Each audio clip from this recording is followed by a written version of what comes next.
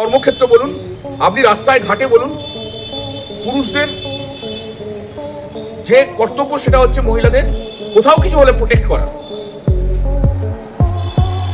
এই বিশ্বাসটাই যদি না থাকে তাহলে কি থাকবে?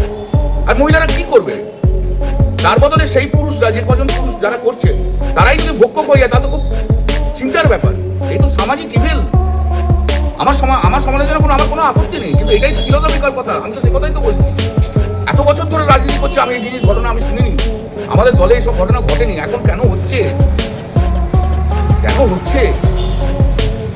এই যে টাইমটা আপনি আমাকে বলুন তো, 4টে পর্যন্ত কলেজ হয়, সেই কলেজ কেন খোলা থাকবে সন্ধ্যে পর্যন্ত? 6টা, 6:30, 7টা ট্রেড ইউনিয়ন অফিস কি এমন কাজ আছে যেখানে মহিলারা থাকবে? মহিলা বিহীন করো না তোমরা, ট্রেড ইউনিয়ন চালাও, তাদের বলো তোমরা বাড়ি যাও। তাদেরও তো একটা সিকিউরিটি ব্যাপার আছে না? কি এমন কাজ আছে?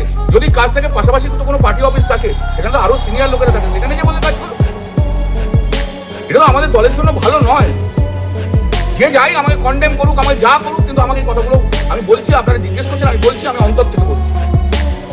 আমি দীর্ঘদিন ধরে রাজনীতি